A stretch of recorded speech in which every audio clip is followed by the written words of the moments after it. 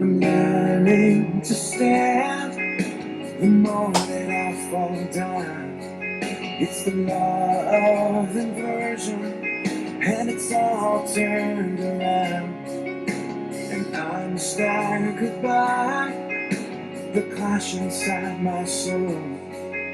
So purpose for good, but inclined for evil. It's justice and mercy, the old dichotomies, all along the front lines of my heart, and both doubt and belief. The sinner and saint, the old arch enemies, all at war in me, all at war in me.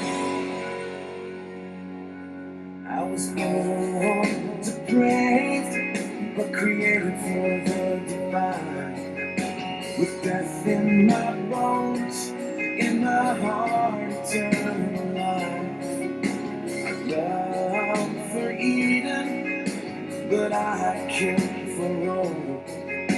I'm native in a land that is not my home.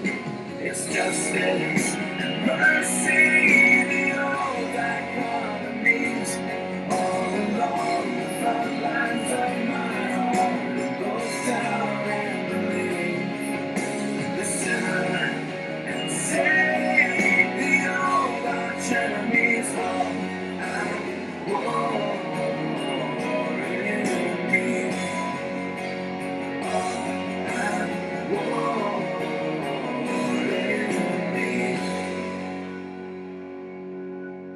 You are the beginning, and you are the end. Into your great reversal, I am born again. A beautiful redemption, you leverage even sin. In me, your final victory, I know you'll win. Into light from the shadows, into from the grave, into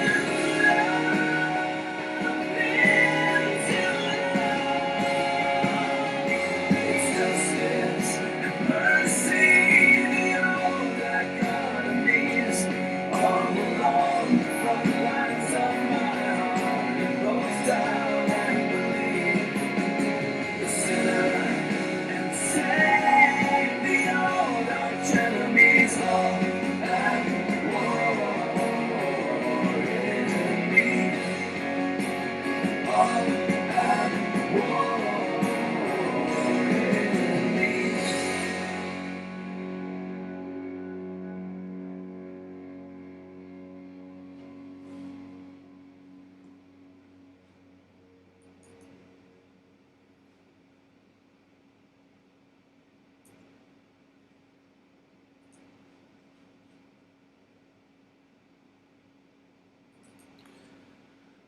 Well, hello there.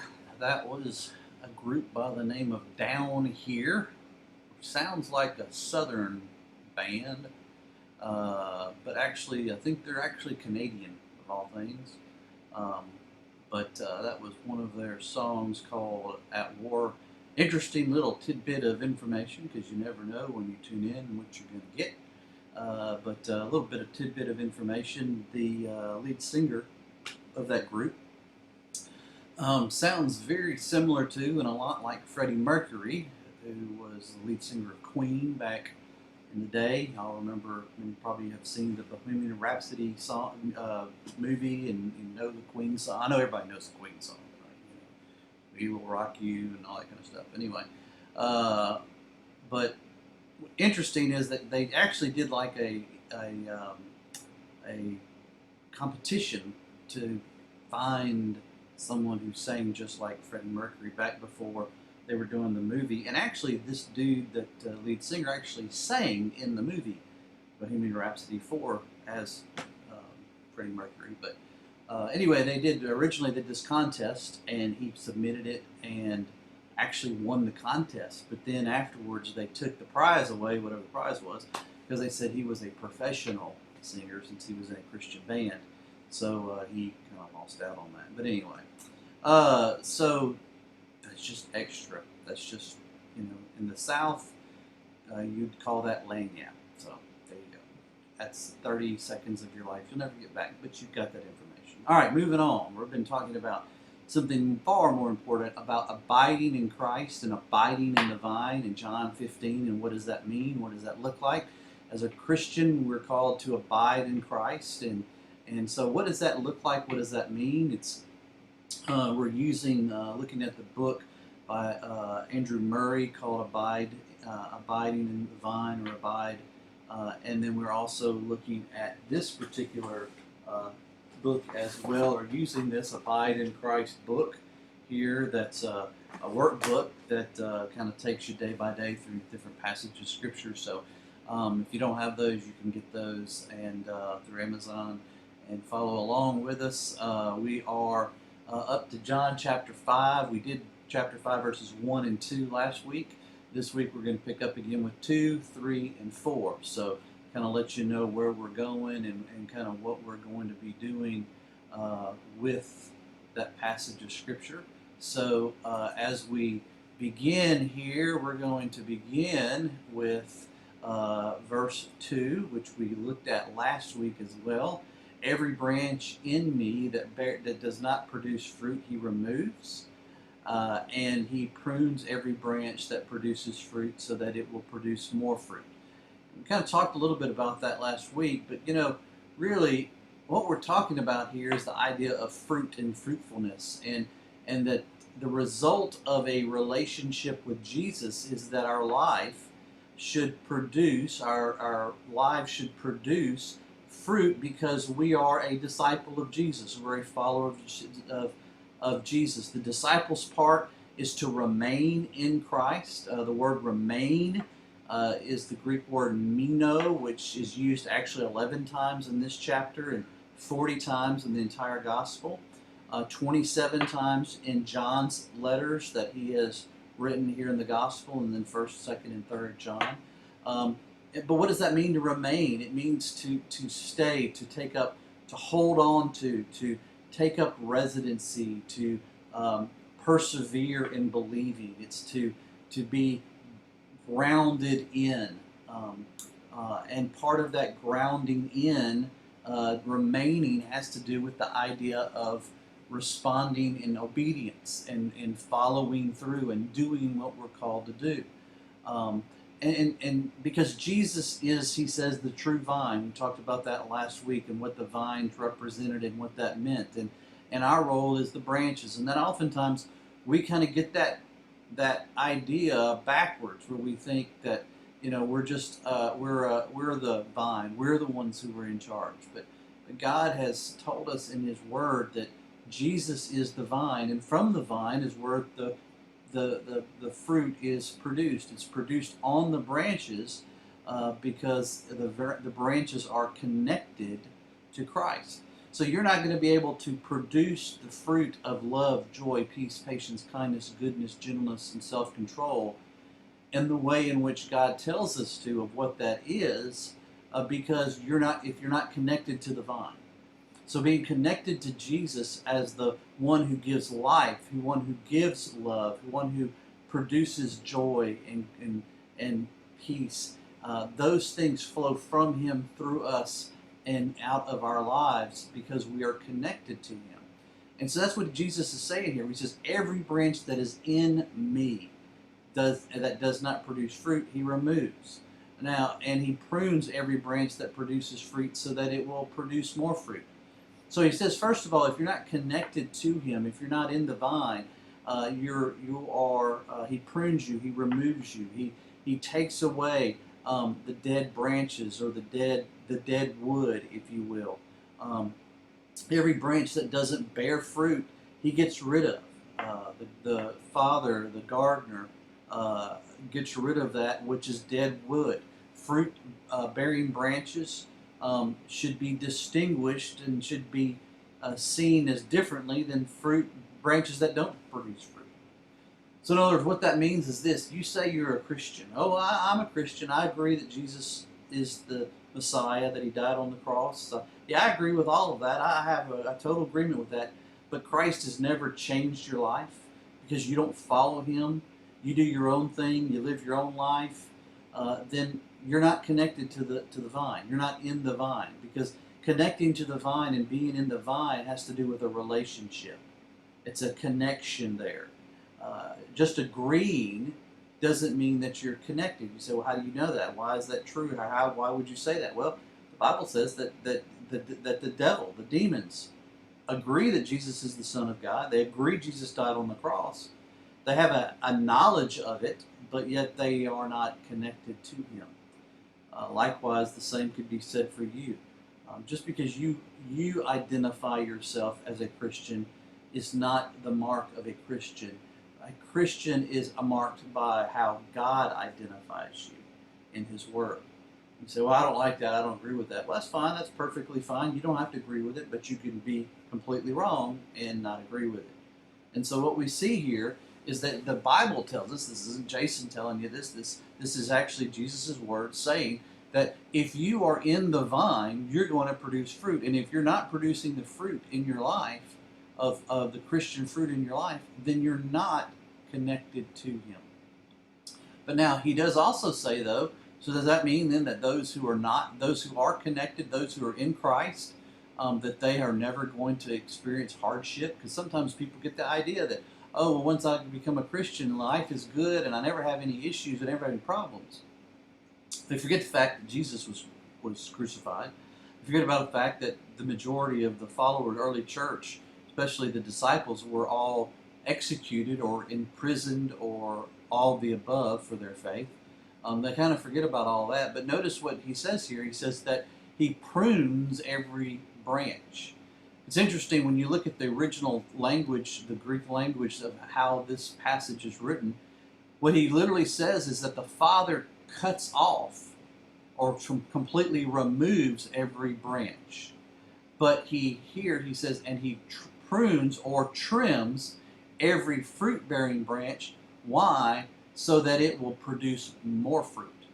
You see, the reason we experience hardship, the reason why we go through trouble and struggles, and the reason why we go through the things we go through as Christians is because we are connected to the vine.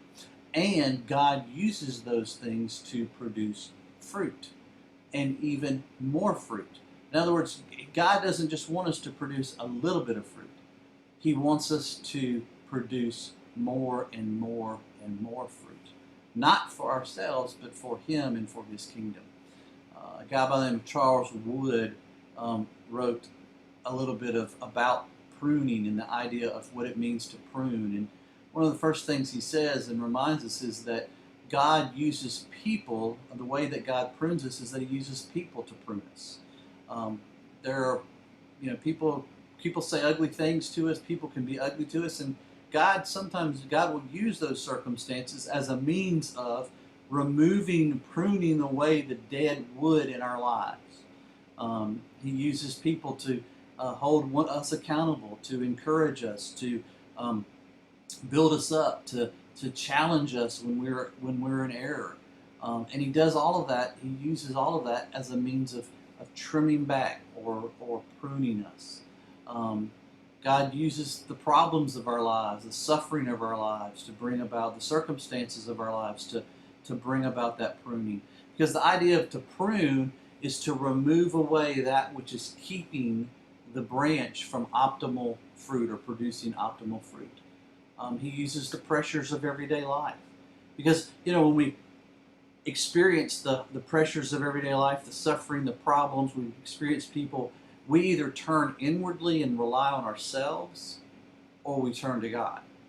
And when the pressures of life amount to us and attack us, the question then becomes, who do we turn to? And if we're in the vine, we should be turning to, connected to the vine, the Jesus, who is the one who provides for us and the one who takes care of us, the one who transforms us. And so the idea that as God we encounter pressures, as we encounter problems, as we encounter people, those things should drive us not toward ourselves or not to a worldly response, but rather should refer us or drive us to God, or drive us to Christ. See, the reason why God does that, the reason why He prunes us, is because He wants us to produce fruit. Not just fruit, but more fruit, much fruit in our lives. He wants our lives to point people to Christ. So the circumstances that we experience aren't happenstance, or they aren't designed, or they're not just kind of a whatever, a que sera, sera kind of event of whatever will be, will be. Rather, God is actively involved in using them to move us toward Him, to prune us, to trim us, the areas of our lives that are dead, so that we can serve Him, so that we can produce fruit, but not just a little fruit, but an abundance of fruit. You know, Jesus said, I've come that you might have life and have it to the fullest or abundantly. You know, let me ask you this, Chris. So why in the world would that matter? Why would God want us to produce more and more fruit? Well, you know, just think about this from a perspective of gardening. You have a garden at your house, possibly, or you know, do you want your garden to produce minimal fruit, or do you want it to produce more and more? And what do we do with that? You know, when we produce, our gardens produce a multitude of fruit or much fruit. We take that and we consume it, we use it, we store it for later to be used for consuming, but then we also give a lot of it away. And when we experience the fruit produced in our lives, it's to grow ourselves, to consume, to use for ourselves. It's to be consumed for now, for later, but also it's to be given away toward others so that they can hear and know the work of Christ. You know, sometimes we think pruning is punishment. Sometimes we think pruning is always going to be, it's permanent, or it's, you know, but the reality is that God uses that pruning. Sometimes it is for punishment because sometimes we are in error, but sometimes God uses that just simply for us to be able to run back to Him because we have left Him. It's always a season. It's always a season. You know, you could easily say that what's been taking place the last 6-7 months is been in some cases pruning, because it's revealed where our hearts really are, is it not? You know, we've talked before about it's the word essential, and where church is essential, and government people would say no, it's not essential, but and things like that, and you see all the polarization that's taken place, but with it all. But you know, the question comes back: is God using this as a means of pruning the church, pruning you, to reveal to you where your heart really is, where my heart really is? Who do I really trust? Do I really trust? Do I really let God provide? Do I really just try to fix it myself and do it myself? You know, God says here He prunes us. Jesus said He prunes us to produce the fruit. In the areas of our life that aren't producing fruit, He prunes, He trims back to reveal the deadness. Well, then He goes on in verse 3 and He says this: you are already clean because the word I have spoken to you. Now that seems kind of a little strange. A lot of scholars kind of argue about why would Jesus say that? What's He talking about here? Because, you know, but really what He's talking about here, Jesus says, is that talking to the church, to the followers of Christ, for the church today, the followers of Christ, He says, you know, you were in the vine, you have been pruned, but you're already connected to the vine. Why? Because of the word I've spoken to you.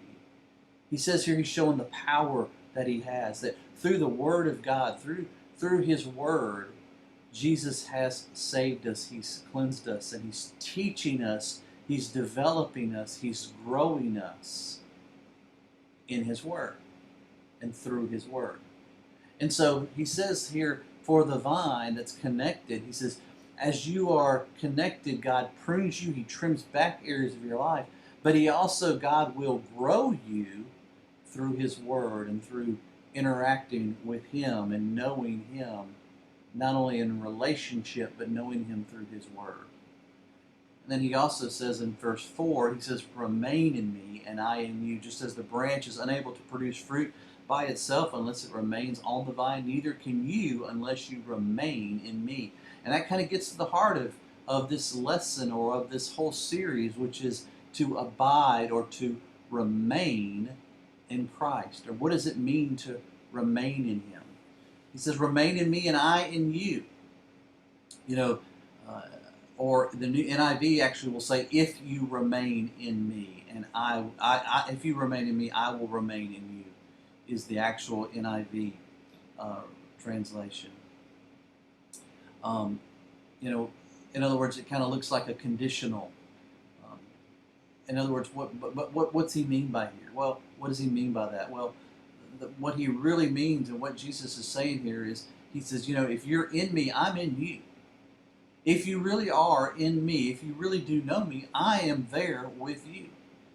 No matter what you go through, no matter what struggle, no matter what difficulty, no matter what life throws at you, I am there with you and I will never leave you. Why? Because you're connected to me. He says, and because you're connected to me, you will produce fruit. Because you have the life of Christ living in you. Because you know Him and He is walking there with you. You know, sometimes I like the idea here, or I like what he says here about just as a branch is unable to produce fruit by itself unless it remains on the vine, neither can you unless you remain in me. You know, one of the things that comes to my mind is the idea of, you know, there are branches that are connected to trees. Right now in my yard, I was driving through my driveway and noticed that I've got several branches that are dead. They're still attached to the tree, but they're dead. They're not producing any fruit. You can tell they're dead. And here's what I've been thinking about here lately. In fact, I've actually had some almost whole trees fall because the tree is dead itself. But one of the things that I've been thinking about as I've been driving down my driveway and looking at these is, you know, we're expecting Category 1 hurricane force winds up here within the next 24 hours or so. Hurricane force winds are about 75 mile an hour winds. And I'm looking, as I'm driving down my driveway, I'm looking at these branches that are connected to the tree and thinking, that ain't going to be here much longer. I'm thinking, you know, I wonder if that tree is going to fall. I'm wondering, you know, then I'm going to have to cut it up and I'm going to have to haul it off or pile it up somewhere. Why? Because it's dead. It's going to be of no use other than firewood to burn, and it's not even going to be able to use that because they're pine trees. And so, really, that's kind of a picture of what Jesus is saying here about ourselves. Are we connected to Him? And if we are, there is life. If we're not connected to Him, we are like dead branches on a tree that when the winds of life blow against us, when the storms of life come, we fall off. We fall away. You know, you've seen people who come walk down an aisle, they pray a prayer, they get baptized, they come to church, they're excited, and then life hits, and then suddenly you never see them again. How is that possible? It's because they never were connected to the life-giving vine of Jesus. You know, God remains among and in His people. God renews their lives, renews our lives with His Spirit. He makes His presence known among His people. We remain in Him by obeying His commands and by walking in faith. So that when the storms of life happen, we take the step outside of the boat when Jesus says, come out to me. And when we take that step of faith, we find that suddenly we're walking in the midst of the storm, but the storm is not bothering us. It's not knocking us down. It's not removing us from the vine. Rather, instead, we become stronger in our faith because we are walking in faith. So if you're watching this here at some point in time, either tonight while it's premiered or later on. I want to ask you a question. I want you to think about when life hits you, when circumstances hit you, they reveal where your connection is. Are you connected to Jesus?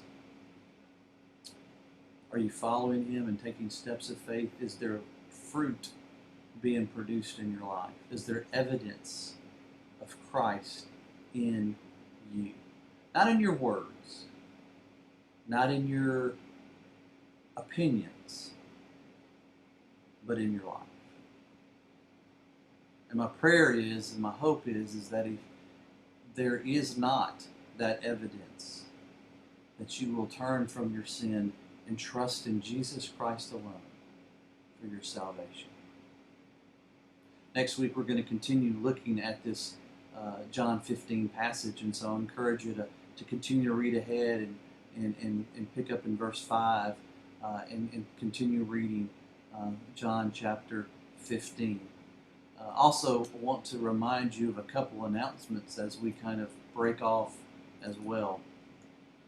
First of all, don't forget that if we're beginning our community groups pretty soon. Our community groups are designed for us to be able to grow together, learn together, help one another, encourage one another, hold one another accountable. And so if you're interested in being a part of that, you can use your phone, the camera on your phone, and get that code right there, that QRF code, and it'll take you to a sign-up sheet. And that sign-up page is for you to look at or to sign up to be a part of the group. Or you can come to church on Sunday, and we'll have some handouts as well that you can fill out. I know we've had some issues with the form, and so if you've tried before and the form didn't work, try it again. And if it's still not working, let me know, and we'll try to figure out why that is. Also, we've been doing our brick sale. Our goal is $16,000 for bricking our new building that we are doing, and that debt-free as God has called us to do so. To date, so far, we've sold 9,615 bricks, leaving a remaining 6,385. So, appreciate you being involved with that, and if you have like to continue on, we'll certainly appreciate that. And our goal again is 16,000 bricks.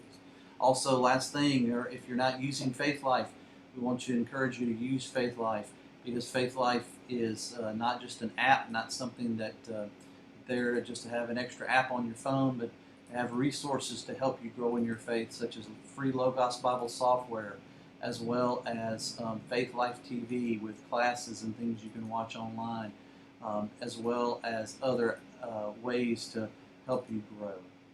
We appreciate you coming. We appreciate you being a part, and we hope to see you Sunday 9:15 for worship, and then also 9:15 for Sunday school, 10:30 for worship, live as well as online.